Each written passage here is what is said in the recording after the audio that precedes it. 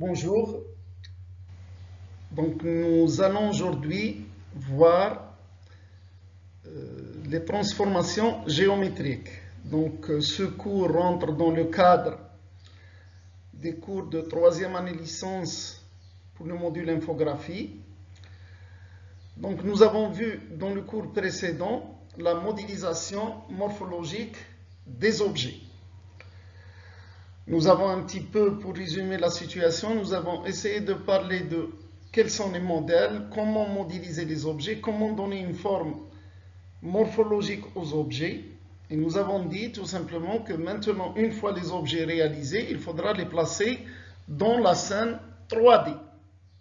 Pour placer les objets dans une scène 3D, donc, nous disposons d'un moyen qu'on doit utiliser et qui s'appelle les transformations géométriques. Donc les transformations géométriques vont permettre de placer nos objets dans la scène.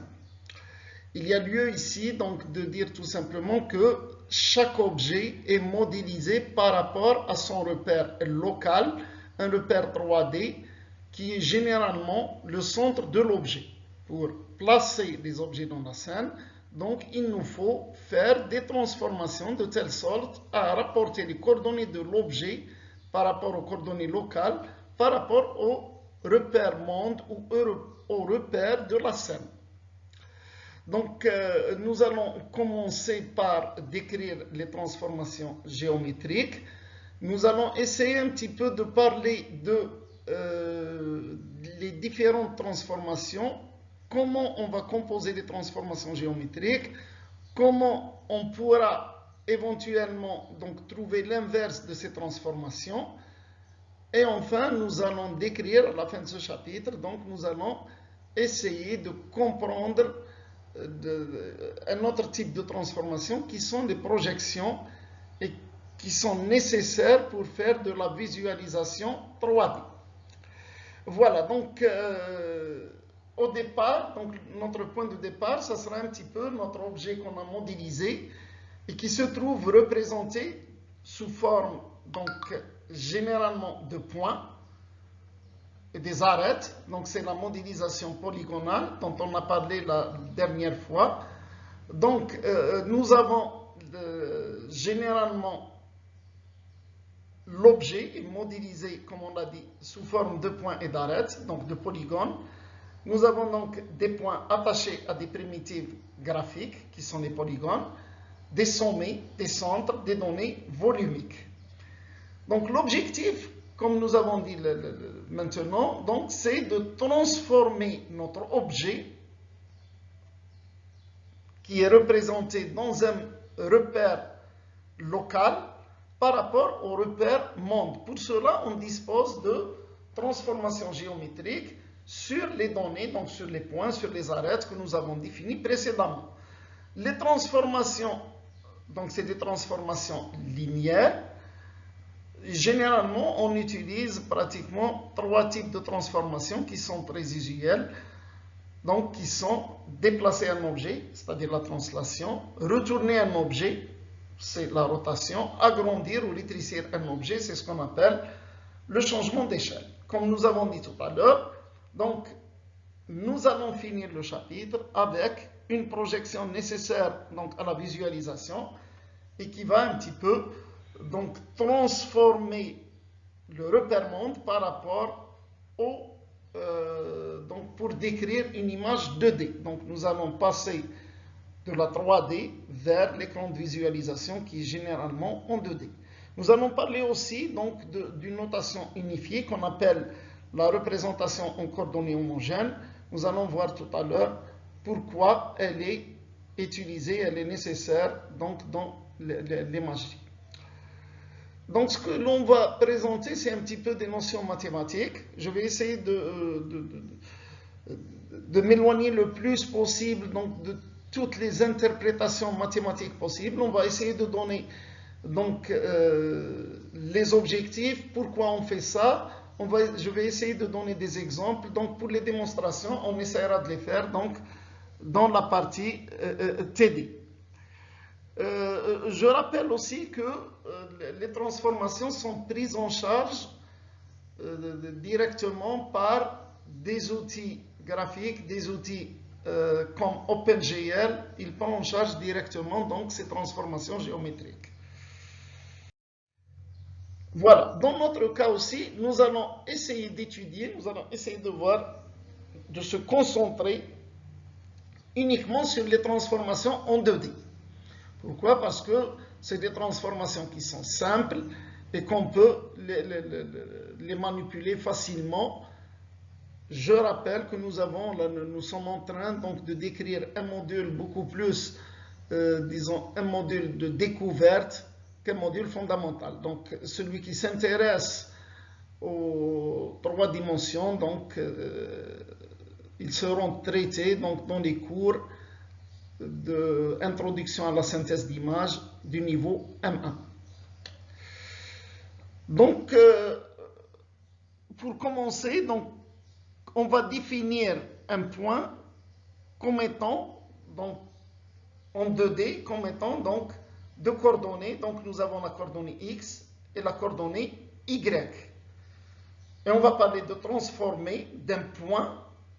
Si on a un point M de coordonnées X, Y, ça transformer, donc c'est le point M' de coordonnées plutôt X', Y', avec X' est égal à une fonction, on l'a trouvé en fonction de X, Y, donc les coordonnées initiales, et Y' est aussi trouvé en fonction, à l'aide d'une fonction, donc par rapport aux coordonnées initiales qui sont X, Y.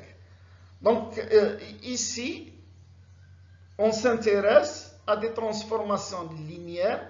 Par conséquent, les fonctions f et g sont linéaires, donc de la forme ax plus by plus z. Plus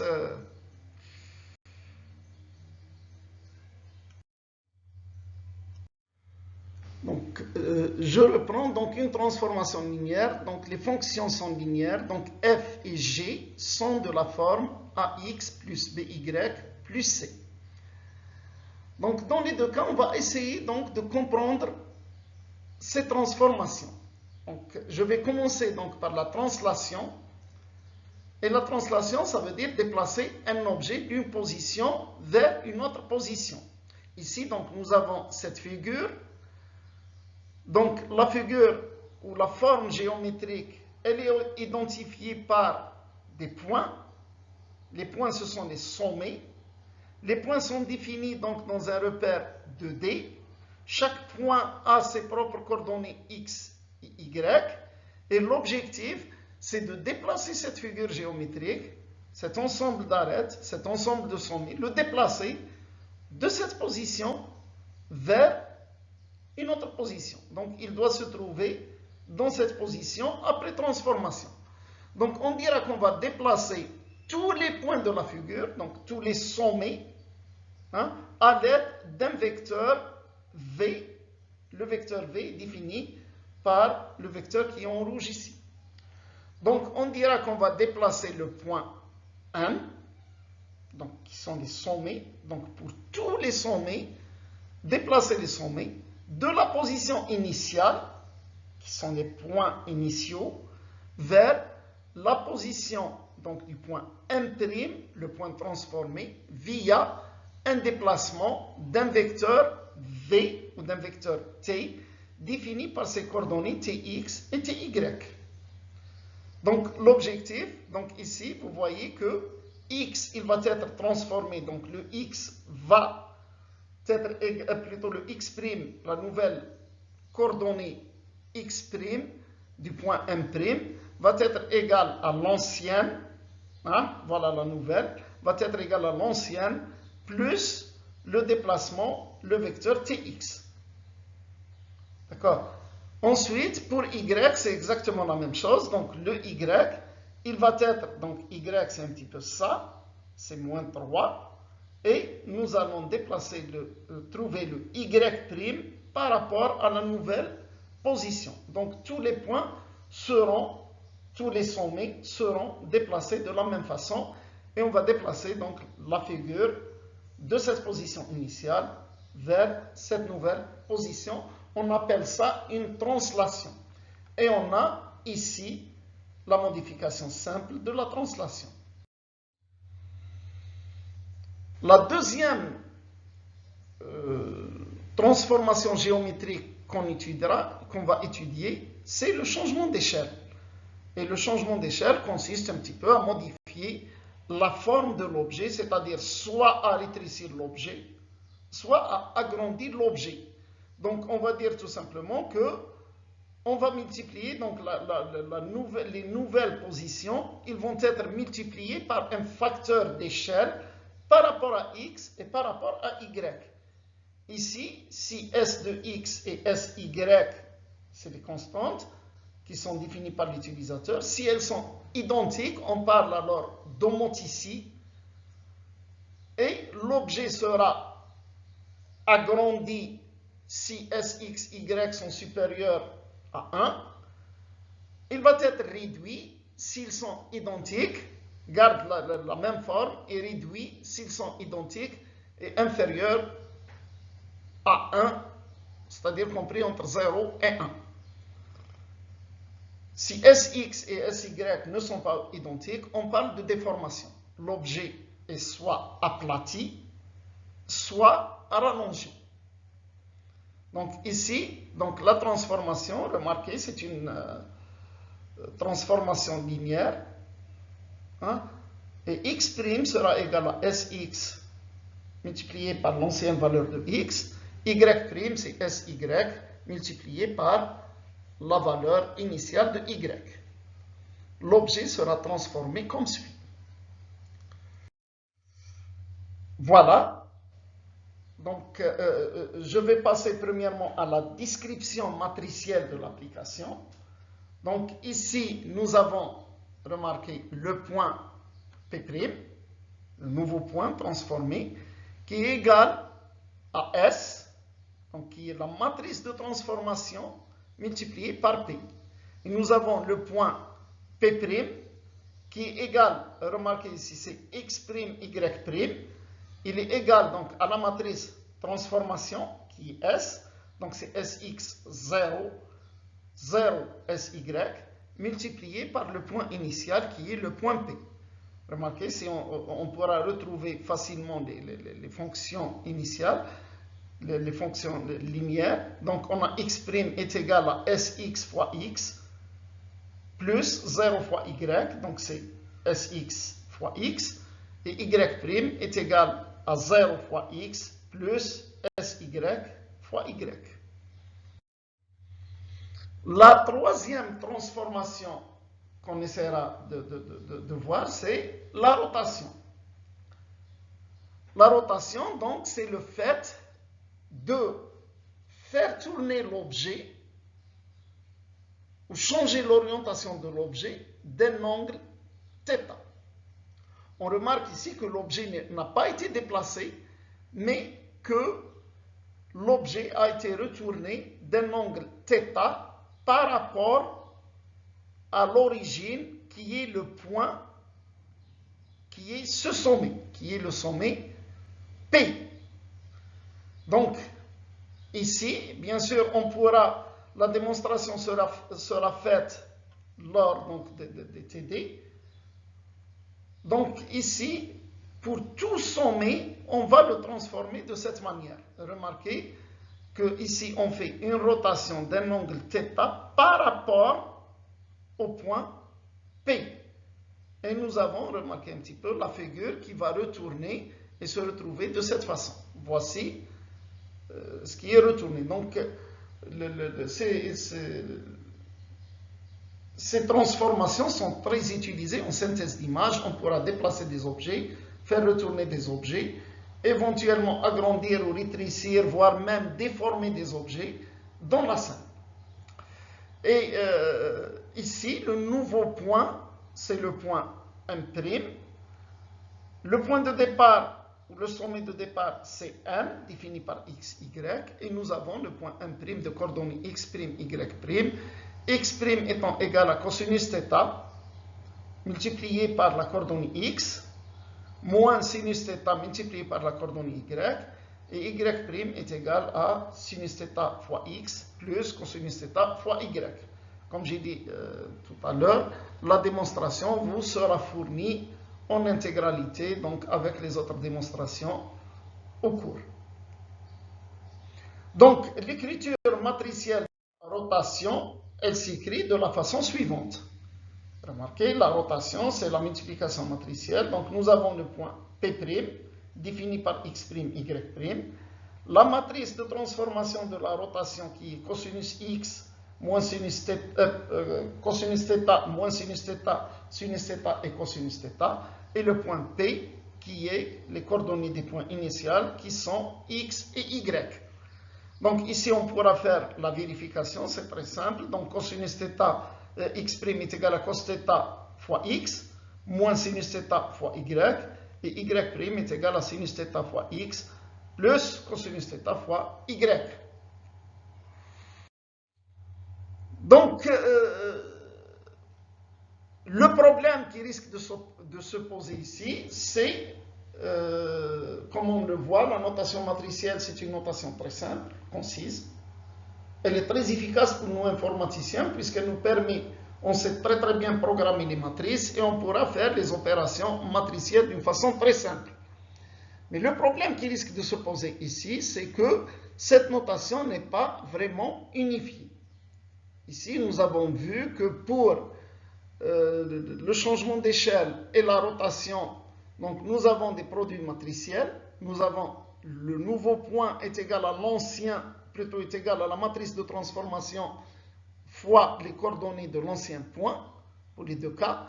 Mais pour la translation, nous n'avons pas de multiplication, mais nous avons plutôt une addition. Et comme on l'a vu tout à l'heure, le point P' de la transformation, de la translation, est égal aux coordonnées de l'ancien point plus les valeurs du vecteur qui sont Tx et Ty. Donc ici, les notations ne sont pas unifiées et par conséquent, il faudra trouver donc des transformations unifiées. C'est ce qu'on appelle les coordonnées homogènes pour pouvoir combiner, pour pouvoir utiliser donc la notation matricielle. Donc c'est pour ça qu'on a recours généralement à ce qu'on appelle les coordonnées homogènes. Donc la notation qu'on va utiliser à partir de maintenant, ça sera la notation aux coordonnées homogènes, qui l'objectif étant d'homogénéiser toutes les notations afin de pouvoir combiner, de pouvoir inverser les matrices, etc. Voilà, donc les coordonnées homogènes, l'objectif principal, c'est adapter la géométrie projective et essayer de caractériser les transformations de l'espace. Disons que l'objectif, c'était un petit peu d'intégrer la translation dans les transformations géométriques comme étant une transformation où on a P' est égal à A, qui est la matrice transformation, multipliée par P. Donc pour ce faire, et pour le cas de 2D, on va rajouter une troisième coordonnée W, qui est un poids, et qu'on va utiliser. Généralement, le W est égal à 1. Nous allons voir dans la diapo suivante, voilà comment sera les matrices de transformation homogènes ou en coordonnées homogènes. Donc on ajoute 1 aux deux parties comme troisième coordonnée et nous avons la translation, ça va être, donc sa matrice, ça va être 1, 0, Tx, 0, 1, Ty, 0, 0, 1. Pour la rotation, c'est la même chose avec rajout de la troisième composante qui va homogénéiser l'écriture des coordonnées, et la même chose pour le changement d'échelle. Bon, je reviens à la translation. Remarquez ici que si on a un point P', donc on a x', y' est égal à T, est égal donc à cette matrice. multiplié par les coordonnées de l'ancien point ou le point initial qui sont x, y et 1. Donc si on fait la multiplication, on va trouver 1 fois x, donc ça sera x, plus 0 fois y, ça sera 0, plus tx fois 1, donc plus tx. Donc nous avons x' est égal à x plus tx. La même chose pour ty. Et enfin, pour la troisième coordonnée, nous aurons 1 est égal à 1. La même chose pour la rotation et la même chose pour le changement d'échelle. Composition des transformations. Donc, généralement, comme nous avons vu dans le chapitre précédent, que lorsqu'on modélise un objet, nous avons besoin de le placer dans la scène. Et l'objet peut subir, à partir donc, de sa modélisation initiale, plusieurs transformations.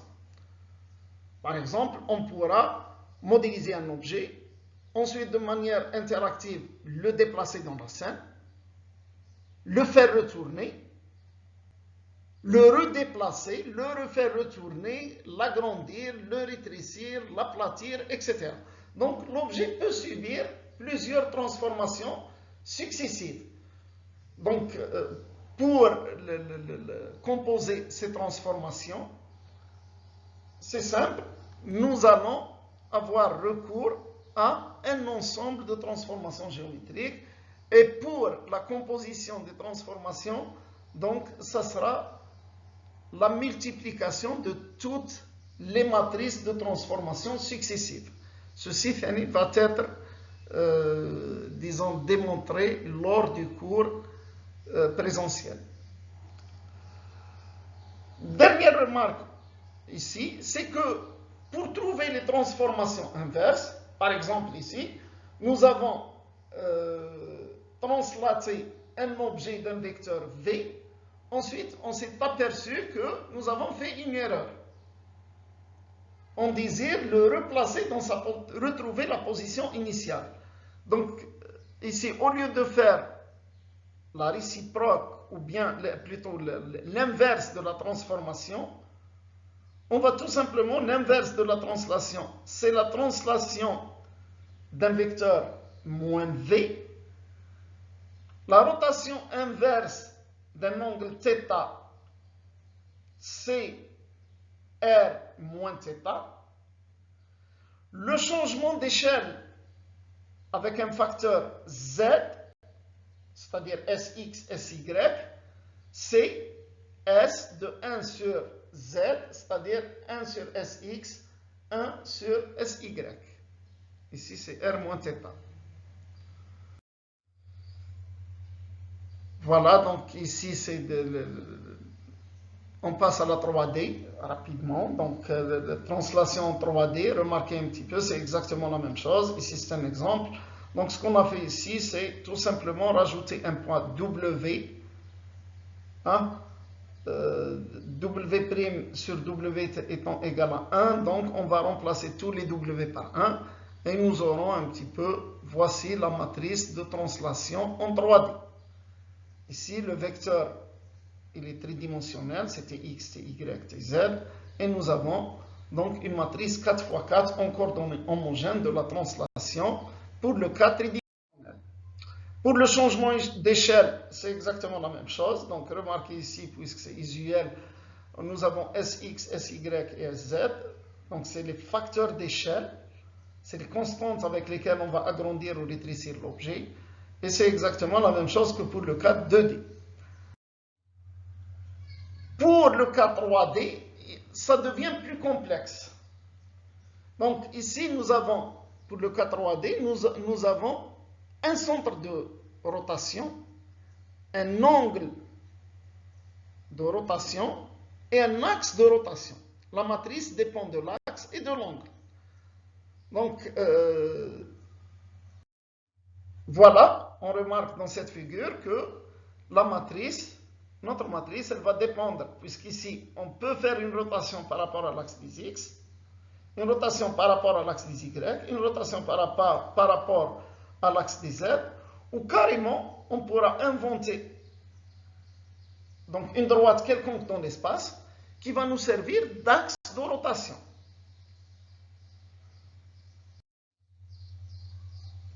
Voilà, ça c'est pour les transformations géométriques.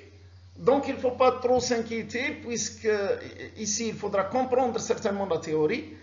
Mais l'objectif étant donc d'utiliser tout ça pour synthétiser des images, pour créer des scènes virtuelles. Donc l'objectif, je répète ici, c'est pour essayer de comprendre un petit peu ce qui se passe. Et notre objectif, c'est surtout de créer des objets. Donc on crée l'objet, on crée la morphologie de l'objet. L'objet est sauvegardé dans un fichier dans lequel on sauvegarde donc les sommets et les arêtes. C'est ce qu'on a appelé la modélisation polygonale. Ceci peut être fait à l'aide d'un modeleur. On sauvegarde, généralement les objets sont des objets qu'on appelle OBJ, avec l'extension OBJ. Et ensuite, nous allons restituer l'objet pour faire des transformations géométriques, pour essayer de faire du placement des objets dans la scène.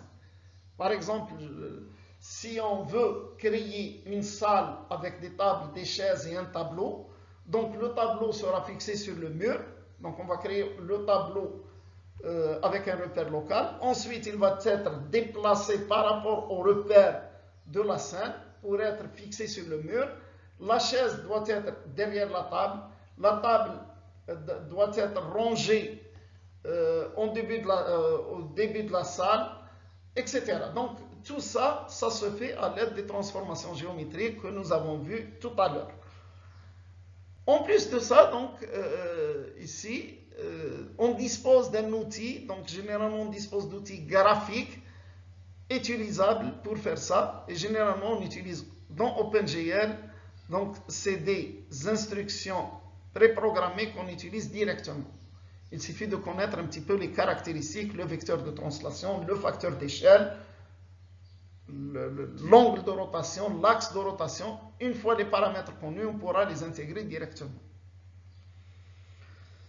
Maintenant, on passe à la visualisation. Donc, imaginez un petit peu que nous avons créé notre scène. La scène comporte des objets. Les objets sont bien placés.